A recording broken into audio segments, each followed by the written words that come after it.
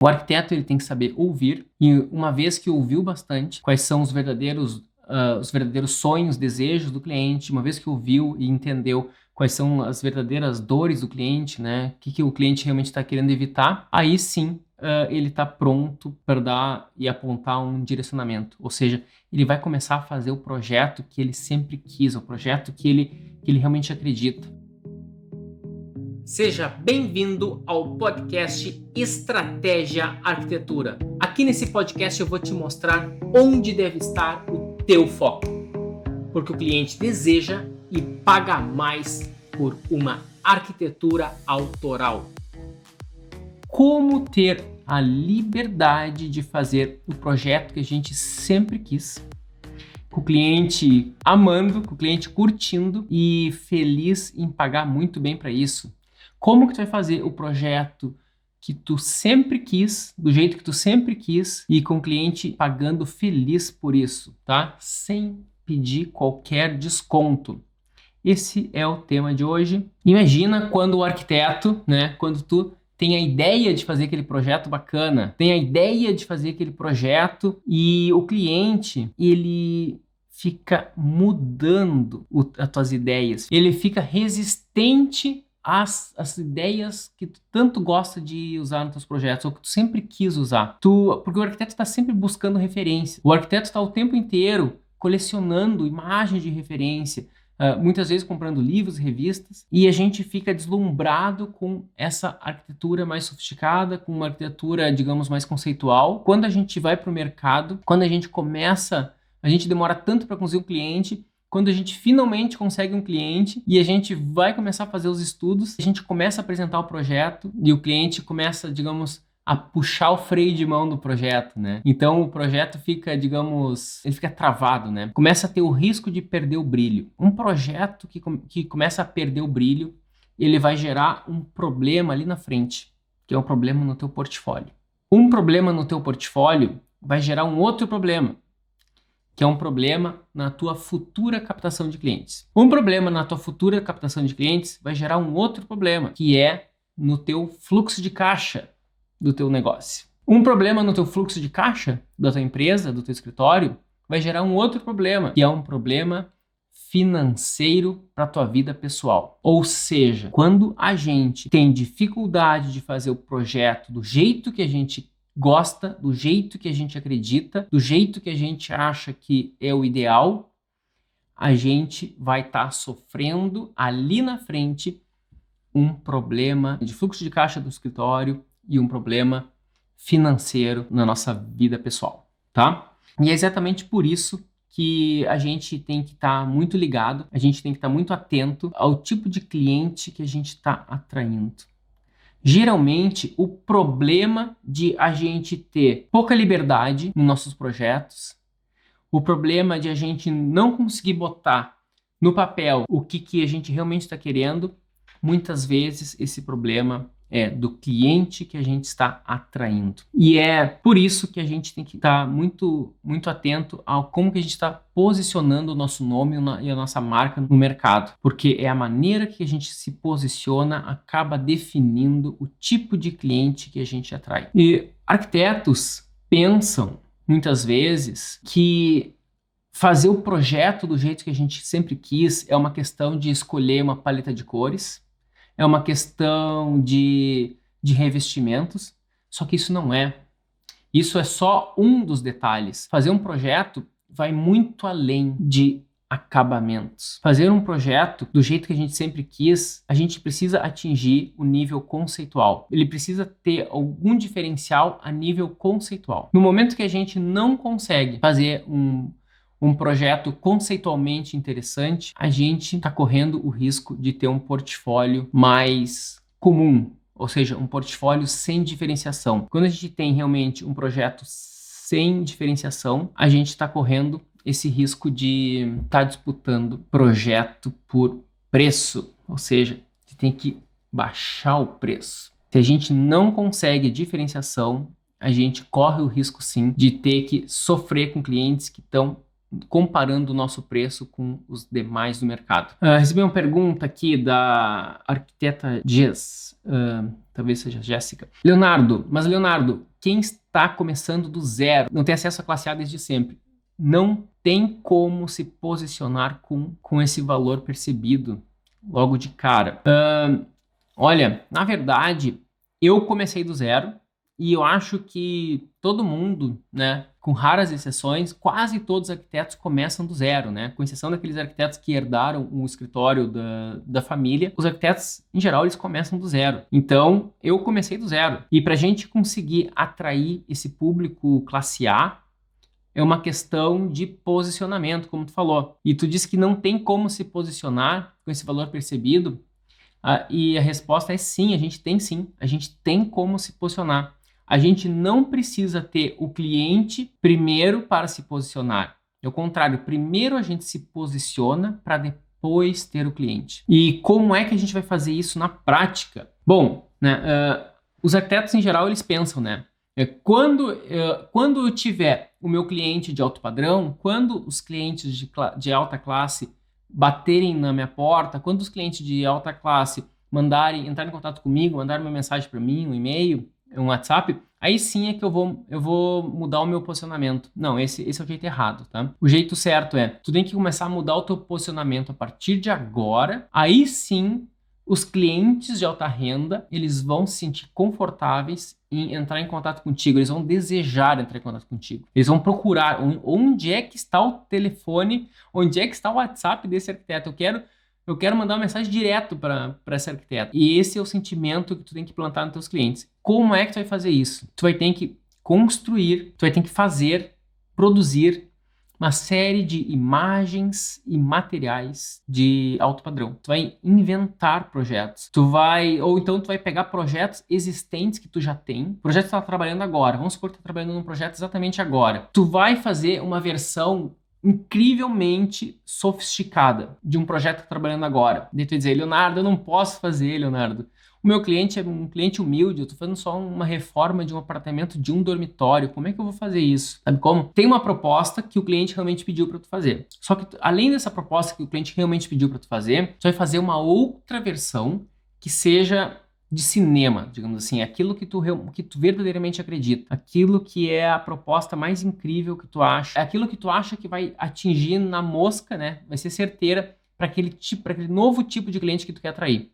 E tu vai produzir isso. Então tu vai ter que produzir algo antes, ou seja, para tu ter uma boa colheita, tu vai ter que ter um bom plantio. Tu vai colher o que tu planta. E o plantio, no caso, o que tu vai plantar é a produção de imagens de acordo com o teu novo posicionamento. E a colheita, no caso, é os clientes de alta renda que vão estar te contatando e querendo te contratar. Então, tu vai ter que plantar para colher ali na frente. E tu vai ter que produzir. Vai ter que produzir material. O cliente de alta renda, ele tem desejos diferentes do cliente classe média. O cliente de alto padrão, ele quer, acima de tudo, exclusividade. E essa exclusividade, isso está muito no projeto também, né?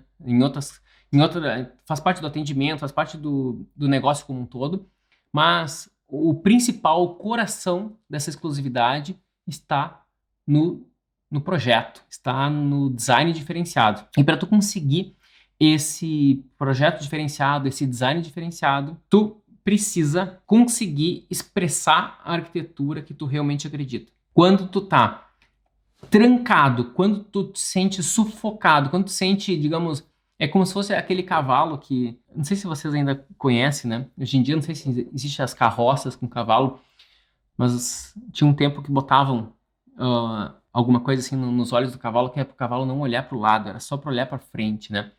Então, a quem comandava o cavalo dizia que ele só podia olhar para frente. E, às vezes, alguns clientes fazem isso com o arquiteto. Né? É o cliente que direciona o arquiteto, enquanto deveria ser o contrário. Como que é um advogado, né? Se um cliente chega no advogado, o advogado é que vai direcionar o cliente. Se um paciente chega no médico, o médico é que vai direcionar o paciente. Se um paciente chega no dentista, o dentista vai direcionar o paciente. E na arquitetura, quando o arquiteto não é bem instruído, quando o arquiteto não está preparado, o cliente direciona o arquiteto. Tá errado. O cliente não pode direcionar o profissional, porque quem entende mais de arquitetura é o profissional, é o arquiteto. Quem entende mais de qual é a melhor solução para a obra é o arquiteto. O arquiteto ele tem que saber ouvir, e uma vez que ouviu bastante quais são os verdadeiros sonhos, desejos do cliente, uma vez que ouviu e entendeu quais são as verdadeiras dores do cliente, né? O que o cliente realmente está querendo evitar, aí sim ele está pronto para dar e apontar um direcionamento. Ou seja, ele vai começar a fazer o projeto que ele sempre quis, o projeto que ele realmente acredita. Eu recebi uma pergunta da Malena. Vamos ver o que a Malena me perguntou aqui. Leonardo, vou começar a atuar como arquiteta em breve. Quero iniciar meus trabalhos com esse posicionamento que você fala, mas tenho medo. Olha só o medo, né? O medo, o famoso medo que paralisa a gente, né? Tenho medo de não ter contatos de fornecedores de alto padrão. Como fazer? Fornecedores de alto padrão. Essa é uma pergunta bastante interessante, né? Porque a gente imagina, ok, eu vou fazer um projeto bonito, né? Eu olho uma série de referências e daí eu começo a misturar aquelas referências e aí eu vou ter um projeto bem bacana, que foi o que eu criei, o que eu inventei, né? Misturando tudo isso. Como é que eu vou achar, então, esses fornecedores, né? Os fornecedores de alto padrão, tu vai achar de várias maneiras. Tu vai achar fazendo pesquisa na internet em obras de alto padrão, obras que são semelhantes às que tu está querendo fazer, que tem um nível parecido, e daí muitas vezes os próprios arquitetos colocam uma lista de fornecedores. Isso é uma maneira, tu vai achar na internet. Outra maneira, tu vai começar a ligar para fornecedores que tu já conhece e tu vai pedir indicação. Estou querendo fazer uma cuba que é toda moldada em loco, é toda sem emendas, alguma coisa assim, né? Eu quero fazer toda em granito, só que é uma peça única que eu vi na internet. Ele vai dizer, não, eu não consigo fazer isso em granito, isso aí é um outro material, isso vai ter que fazer num material diferente e eu não trabalho com esse material. Tenta contatar tal fornecedor que eles trabalham com dois materiais que conseguem fazer exatamente isso que tu quer. Daí os próprios fornecedores indicam outros. E também tu pode perguntar, tá, e o que tu consegue fazer semelhante a isso, né? Eu acabei de te mandar uma imagem ou uma foto do que eu tô querendo. Tu consegue fazer alguma coisa semelhante? Olha, eu consigo fazer mais ou menos assim. Eu vou te mandar. E o fornecedor vai mandar uma outra foto de uma coisa que ele já fez parecida. E então é assim que tu consegue os fornecedores. É com ligações e trocando e-mail, trocando informações de imagem, mandando o teu projeto, as imagens, e o fornecedor mandando de volta. E aí tu vai indo à frente. Muitas vezes também o arquiteto posta no Instagram um projeto maravilhoso lá. E daí tu simplesmente manda uma pergunta para ele, manda uma pergunta nos comentários para o arquiteto, para a arquiteta, qual foi o fornecedor, né? Qual é esse porcelanato lindo que tu usou, né? Parabéns pelo projeto, né? Que porcelanato é esse? Daí, muitas vezes, o próprio arquiteto, a arquiteta já responde, esse é um Portobello, linha tal, tal, tal. Então, assim, tu vai conseguindo as informações e só tu começar a anotar tudo isso e tudo isso vai dar certo, tá? Isso não tem galho. É um trabalho, tá? Esse é um trabalho do arquiteto, né? O arquiteto fica o tempo inteiro pesquisando os materiais e... Assim, ó, pra gente conseguir ter mais objetividade e clareza nesse processo, tu tem que fazer o seguinte, tu tem que procurar o que tu tá realmente precisando no momento. Se tu começa a querer catalogar tudo que existe, tu vai te perder. Porque se tu quisesse catalogar tudo que existe, a tua vida não é tão longa assim, né? Vai acabar a tua vida e tu não conseguiu catalogar nem 10% do que existe, tá? O arquiteto ele não precisa saber tudo que existe no momento. Ele precisa saber onde e como encontrar aquilo que ele está projetando no momento. Isso sim, tá? Essa eu acho que é a grande sacada, assim, que eu posso estar te ajudando agora, Malena, sobre como achar fornecedores de alto padrão. E com o tempo também, tu acaba descobrindo o Instagram de alguns deles, dos fornecedores, né? E daí eles vão sempre postando várias, às vezes, making off de obras, assim, né? Então, tu está acompanhando as obras de vários outros arquitetos que estão usando aquele fornecedor e tu também acaba aprendendo muito tecnicamente o que o pessoal anda fazendo e produzindo. Isso a gente aprende muito, tá? A Stephanie Marques mandou uma pergunta aqui no Instagram. Estou tentando me posicionar para o alto padrão. antes de captar clientes. Perfeito, exatamente. Mas como saber se minhas imagens, projetos inventados que estou criando estão no nível de alto padrão? Stephanie, é o seguinte, Stephanie, tu tá fazendo as tuas imagens e teus projetos e esse projeto que tu tá criando, tu vai atrair clientes que gostam desse tipo de projeto, tá? Então, o que tu tá fazendo tá correto. Tu vai sempre fazer o que tu acha que é o melhor possível, tu vai fazer o que tá ao máximo do teu alcance e tu vai atrair aqueles clientes que gostam exatamente daquilo que tu está propondo. E isso que tu está propondo está indo no caminho da arquitetura autoral. Porque o que tu está propondo, Stephanie, é exatamente o que tu acredita. É o que sai de ti, entendeu? É o que tu é, né? E mesmo que tu pegue várias referências da internet e mesmo que tu te baseie, as tuas novas criações são baseadas em muitas referências, é uma colagem de vários arquitetos, várias obras, uma mistura de excelentes obras, assim. Tudo isso essa combinação, ela é única e ela é autoral e essa combinação é tua, tá? Pensa como se fosse na música, né?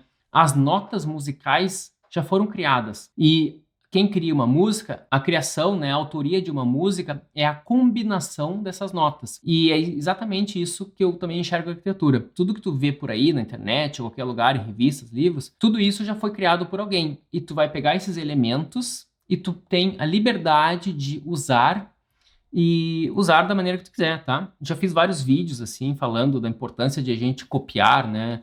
Copiar de outros arquitetos. É muito nesse sentido, tá? A gente vai copiando de vários e mistura tudo isso e faz uma combinação muito massa, muito, muito única. E daí, tu pode acelerar o processo de captação de clientes, Stephanie. Para tu acelerar esse processo, tu tem que ter um posicionamento que vai além da parte técnica, tá? A parte técnica é realmente uma das bases, mas tu tem que passar confiança, tu tem que estar presente em várias mídias.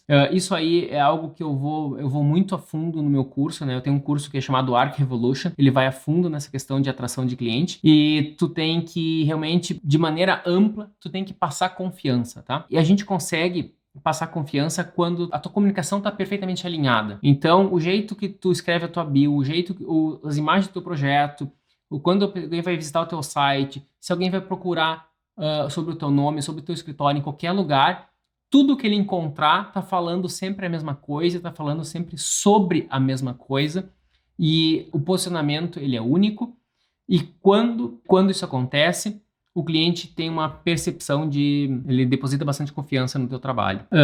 A Stephanie mandou outra pergunta. Queria colocar na bio design de alto padrão, porém tenho medo, pois acabei de me formar. Acha ruim colocar isso na bio? Assim, ó, eu trocaria design por arquitetura, tá? Porque design tem muitos arquitetos, tem muita gente que usa design. Tem design de interiores, ou seja, que não é alguém formado em arquitetura. E quando usa arquitetura, digamos, eu acho que é legal, né? Se tu se formou em arquitetura, usa arquitetura, tá? Não tem por que não usar. Eu botaria a palavra arquitetura.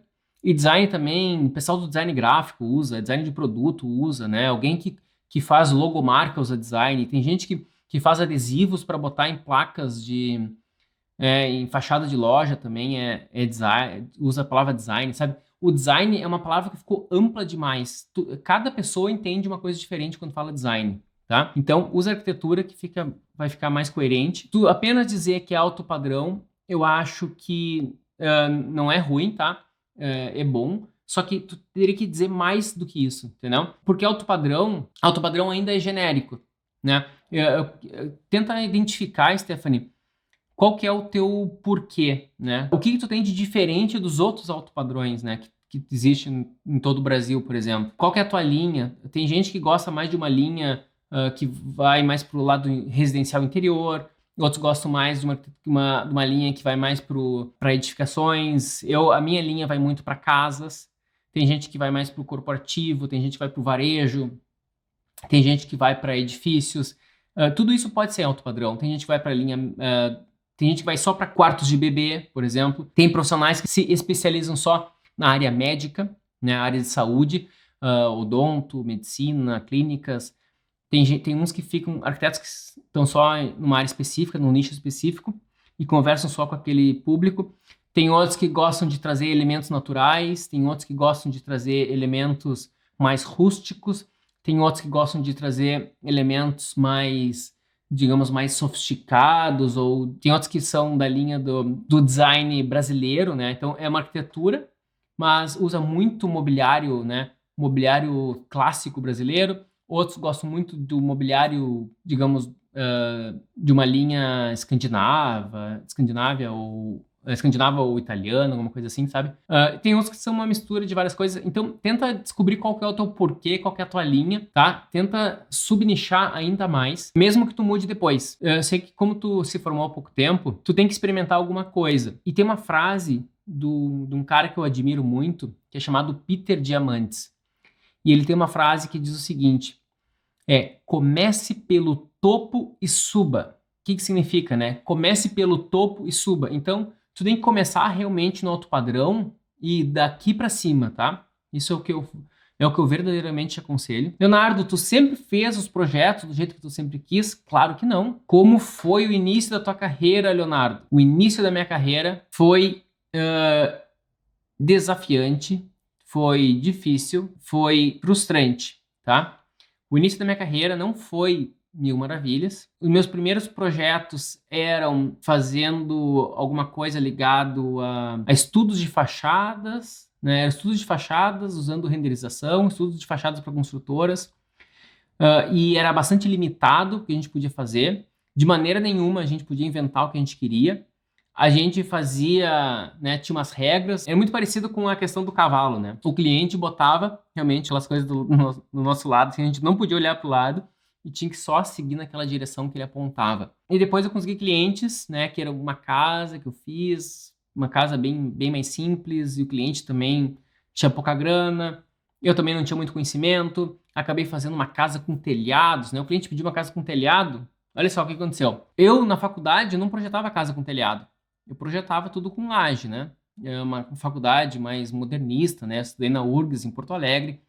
Então, na faculdade, a gente fazia uma coisa um pouco mais moderninha, assim, mais modernista, né? Era muito modernista a minha faculdade. Bastante modernista, na verdade. Super modernista. Então, a gente fazia aquela tipologia super modernista. E, quando me formei, o cliente pediu, eu quero uma casa. E trouxe uma série de referências e todas elas tinham telhado. Eu perguntei, tá, mas essa casa tem que ter telhado? Não pode ser uma casa com laje plana em cima? Só uma laje? E o cliente, não, eu quero com telhado. Na minha inexperiência na época, eu disse, ok, então, né, se é assim, vou ter que dar um jeito de fazer uma casa com telhado. Não tô criticando o telhado, tá? Só que hoje na minha linha, na minha estética, ele estaria um pouco deslocado, né? A minha estética é muito linear, assim, uma casa muito reta, né? E na época eu não sabia lidar com o cliente, então acabei aceitando, né? Eu não sabia contra-argumentar, eu não sabia argumentar, eu não sabia vender ideias para o cliente. Então o que o cliente pedia, eu acabava fazendo. E eu estava adotando uma postura que eu acho que a maioria dos jovens arquitetos adotam, que é de ser um yes man. O yes man é o cara que diz sim para tudo. Então, quando o arquiteto ou arquiteta diz sim para tudo que o cliente está falando, ele acaba fazendo um projeto que não é do jeito que ele sempre quis fazer. Acaba fazendo um projeto que não é do jeito que ele acredita que deve ser feito. E até o André falou ali, a casa pode ser moderna e com telhado, com toda certeza, né? Aqui na Europa, as casas são sempre com telhado, porque tem a questão da neve e tal, né? Que é importante para não acumular neve em cima. E muitas delas são extremamente contemporâneas, tá? Então, de maneira nenhuma, o telhado é algo proibitivo. Claro que não. É algo que eu, na minha autoria, no meu estilo, eu acabo não usando, tá? Mas não tem nada de errado com quem usa. Com certeza não. Então, quando a gente simplesmente faz tudo o que o cliente está querendo, e principalmente se o cliente não é bem instruído em arquitetura, que é a maioria deles, né? A maioria dos clientes não fizeram faculdade de arquitetura, né? Talvez poderia ter algum cliente que já fez faculdade de arquitetura, mas isso é raro. Então, é o arquiteto que tem que tomar as rédeas do projeto, e ele que tem que conduzir. E lembra, né? Se a gente não faz o projeto do jeito que a gente sempre quis, a gente vai ter um problema ali na frente de portfólio, porque o nosso projeto não vai estar bacana, não vai estar do jeito que a gente acredita que seja. E daí o nosso portfólio vai estar com problemas. A gente vai ter projetos no portfólio, nosso portfólio não vai ser do jeito que a gente acredita. E daí, com esse portfólio, a gente vai atrair os clientes que não estão alinhados com o que a gente acredita. E a gente tendo problemas no portfólio, a gente vai ter problemas na nossa prospecção de cliente. Então, fazendo o projeto do jeito que a gente não acredita, né, do jeito que a gente não quer, vai ter problema no portfólio. Com um problema no portfólio, a gente vai ter problema ali na frente de prospecção de clientes. A gente vai estar atraindo o cliente errado. Não vai estar conseguindo atrair o cliente que a gente deveria estar atraindo. E sem atrair o cliente certo, a gente vai ter um problema de fluxo de caixa. E com problema de fluxo de caixa, a gente vai ter ali na frente pode ter um problema financeiro pessoal, né? Se o nosso escritório está mal, está sofrendo financeiramente, a gente vai estar com problema, né, financeiro pessoalmente, tá? E olha só, e se a gente inverte, quebra esse ciclo, se a gente começa a fazer projetos do jeito que a gente sempre quis, aí a gente vai estar atraindo o cliente que curte esse tipo de projeto. Mas o projeto, ele curte exatamente o que tu gosta. Porque sempre tem, tá? O que tu fizer, sempre vai ter alguém que vai gostar. É só a questão de encontrar. Então, tu vai atrair o cliente que tu curte, vai atrair o cliente que curte o que tu gosta, e daí vai ter uma super harmonia. Tudo que tu for propor, o cliente vai gostar, vocês vão estar em perfeita harmonia. O cliente, ao final desse processo, ele vai ficar super feliz, ele vai ficar sempre orgulhoso de ter te contratado e ele vai sempre te recomendar. O cliente feliz é a melhor coisa que existe porque novos clientes virão. Ontem eu recebi uma mensagem, era assim uma arquiteta falando, né? Leonardo, eu sou arquiteto, inclusive, mas eu comprei um terreno, tal, no Alphaville, eu queria fazer uma casa contigo, porque eu não trabalho mais com arquitetura, sei lá qual é o motivo, né? E eu tenho vários amigos que fizeram casa contigo também. Então deve ter as comunidades do condomínio, e como eu fiz várias casas no Alphaville em Porto Alegre, ela, por algum motivo, deve ter conversado com eles e mandou uma mensagem. Ou seja, se os antigos clientes que eu tive falaram bem de mim, essa potencial cliente, né, que na verdade é até uma arquiteta, ela quis entrar em contato comigo. Agora, se a experiência não fosse boa, os clientes, né, naquelas reuniões de condomínio, né, de moradores, eles iam falar a verdade, com certeza, né? Olha, eu contratei tal pessoa, foi muito boa, ou contratei tal pessoa e a experiência não foi tão legal, entendeu? Isso é o que mais acontece, por isso que é muito importante tu ter todo esse fluxo, toda essa linha de trabalho tem que estar muito bem alinhada. O André Costa mandou uma mensagem aqui, sempre vai ter alguém que vai gostar do que você faz em arquitetura. É a melhor frase do mês, né? O André falou. É verdade. Olha como faz sentido, né? Se eu gostasse de fazer uma arquitetura super rústica, que às vezes eu faço um pouco rústica, tá? Sempre vai ter alguém... Eu vou atrair clientes que gostam da arquitetura rústica. Se eu fizer no meu portfólio uma arquitetura cheia de ouros e dourados e eu faço uma cuba que parece uma esmeralda, entendeu? Eu vou atrair clientes com esse perfil. Então, só que se eu acreditar nisso, no caso eu não acredito, tá? Em cubas, esmeraldas e joias, tá? Não é muito a minha praia. Mas se eu acreditasse nisso, isso seria uma paixão minha e eu ia atrair clientes que também gostam disso e a conversa ia rolar, a química ia rolar e a gente ia ter uma experiência muito massa, entendeu? Muito bacana, todo mundo junto. E eu acho que é nisso que tem que pensar, entendeu? Se tu realmente coloca a arquitetura que tu acredita, tu vai atrair o cliente que também acredita nisso e vai rolar muito, tá? Vai ser muito prazeroso.